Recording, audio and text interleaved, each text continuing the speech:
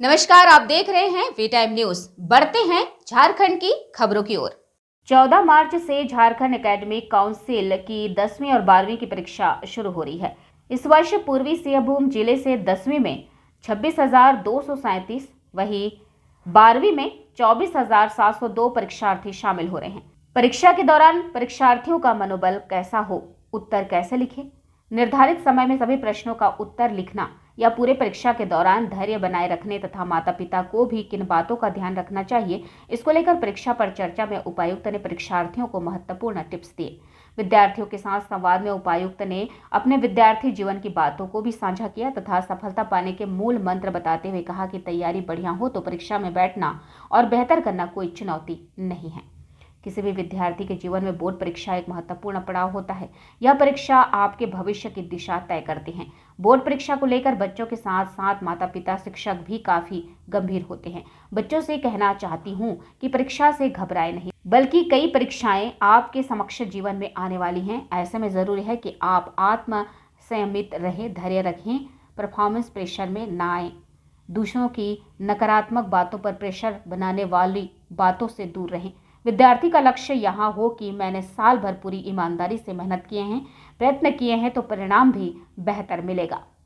14 तारीख से हमारे ज़िले में बोर्ड के और उसके बाद इंटरमीडिएट एग्ज़ाम शुरू होने वाले हैं। ये दो एग्ज़ाम्स जो होते हैं वो किसी भी बच्चे के, किसी भी विद्यार्थियों के जीवन में एक बहुत इम्पॉर्टेंट पड़ाव होता है और ये एग्ज़ाम्स जो है वो आपके अगले आने वाले करियर की दिशा तय करते हैं। इसीलिए दोनों ही एग्ज़ाम्स बहुत ही इम्पॉर्टेंट है, बहुत ही क्रुशियल है करियर डेवलपमेंट के प्लान में। और मैं यही चाहूँगी कि बच्चों ने, मुझे विश्वास है कि पूरे साल भर पढ़ाई की होगी। 9वीं हो जाने के बाद लगभग सबको पता होता है कि अगला साल हमारा 10th का है, बोर्ड का साल है, तो लोग काफ़ी सीरियस होते हैं, बच्चे काफ़ी सीरियस होते हैं, गार्जियन भी काफ़ी सीरियस होते हैं और उनके टीचर्स भी काफ़ी सीरियस होते हैं कि ये बच्चे का 10th का वर्ष है। मैं बच्चों को यही बताना चाहूँगी कि आपने जो जितनी साल भर मेहनत की है, जितने सारे आपने प्रैक्टिस क्वेश्चन पेपर सॉल्व किए हैं, जितने आपने अटेंटिवली क्लासेस अटेंड किए हैं, वो सारे का एक फल आपको इस एग्ज़ाम के थ्रू जाने के बाद ही प्राप्त होना है। तो एग्ज़ाम के दौरान अपना संयम मेंटेन करके रखें, धैर्य मेंटेन करके रखें। कई बार ओवर परफॉर्मेंस के प्रेशर में या फिर बहुत अच्छा प्रिपरेशन हो जाता है या सारे जगह पे इसके बारे में बात हो रही है करके बच्चे प्रेशर में आ जाते हैं। तो किसी भी प्रकार का प्रेशर न ले, अपना संयम मेंटेन करें, ये समझे अपने आप से, ये सेल्फ कंफर्मेशन देते रहे कि मैंने पूरे ईमानदारी से साल भर प्रयत्न किए हैं, एफर्ट्स लिए हैं और मैं बहुत अच्छे से करूँगा। तो ये मुझे लगता है फर्स्ट कदम होना चाहिए हर एक स्टूडेंट को। सेकंड थिंग इज़ दैट कि जो आपके पास सवाल आते हैं वो सवाल को अच्छे से पढ़ें।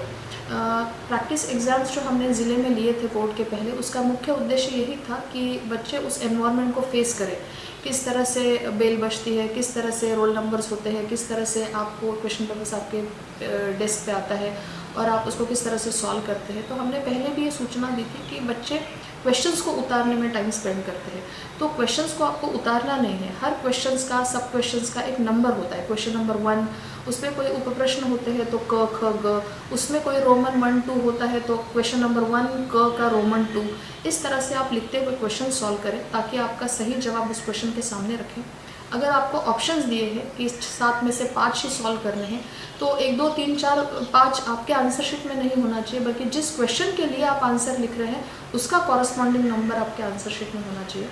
आपका हैंडराइटिंग आपके व्यक्तित्व का एक बहुत अच्छा रिफ्लेक्शन होता है, तो आपको प्रैक्टिस के दौरान आप ये लोग समझे ही होंगे। तो अच्छे हैंडराइटिंग का प्रयोग करें ताकि आपके आंसर शीट आपके ज़िले के बाहर जा रही है, वहाँ के टीचर्स इसको पढ़ पाए, आप जो लिखना चाह रहे हैं वो लीजिबल हो। तो हैंडराइटिंग की तरफ ध्यान देना चाहिए। सबसे बड़ी चीज़ है समय। तो आपको जितने सारे क्वेश्चंस हैं वो एक दिए हुए समय में ही सॉल्व करने हैं। तो आपके OMR शीट में दिए हुए सवाल हो या ऐसे टाइप आपके आंसर्स लिखने हो, मल्टी चॉइस क्वेश्चंस हो या लॉन्ग सब्जेक्टिव आंसर्स हो, आपको उसको एक समय सीमा में ही कंप्लीट करना है। आप 1 या 2 या 3 क्वेश्चंस को जस्टिफाई करने के चक्कर में आप चौथा या 5वां प्रश्न अगर छोड़ रहे हैं तो वो आपको अच्छे मार्क्स नहीं देगा। सारे क्वेश्चंस आपको अटेम्प्ट कर लेंगे, मॉडरेटली सभी सवालों को आपको जवाब अच्छे से लिखना है, जो पूछा है वही लिखना है। अगर आपके पास कोई अच्छा उदाहरण हो, एग्जाम्पल्स हो जो टीचर्स ने दिया हुआ हो, उसको कोट करना है। कोई आप फिगर, डायग्राम, टेबल इसके साथ अपने सवाल को सब्सटैंशिएट कर सकते हैं तो उसको ज़रूर करना है। साइंस के क्वेश्चंस में इनवेरिएबली आपको डायग्राम्स यूज़ करना है। मैथ्स में आपको किसी भी स्टेप्स को बिना डिलीट किए अच्छे फार्मूला देते हुए एक स्टेप बाय स्टेप सवाल की तरफ आना है।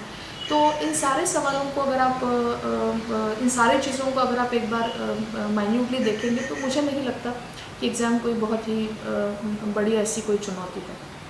और कई बार क्वेश्चन पेपर हो जाने के बाद लोग अगर सही नहीं गया है तो उसके बारे में चर्चा करते हैं या उस की उदासीनता अगले वाले पेपर्स में रिफ्लेक्ट होती है। नहीं, वो क्वेश्चन पेपर सॉल्व हो चुका है, उस दिन का काम ख़त्म हो चुका है, आने वाले सेकंड पेपर के लिए आपको तैयारी करनी है और एकदम एंड तक आपको ये टेम्पो मेंटेन करके रखना है। ऑफकोर्स गार्जियन का सपोर्ट तो रहता ही है। बिना गार्जियन के, बिना पेरेंट्स के सपोर्ट के बच्चे वो मेंटल टफनेस या सेल्फ मोटिवेशन पे ज़्यादा देर तक नहीं चलते हैं। पेरेंट्स का मोटिवेशन बहुत मायने रखता है।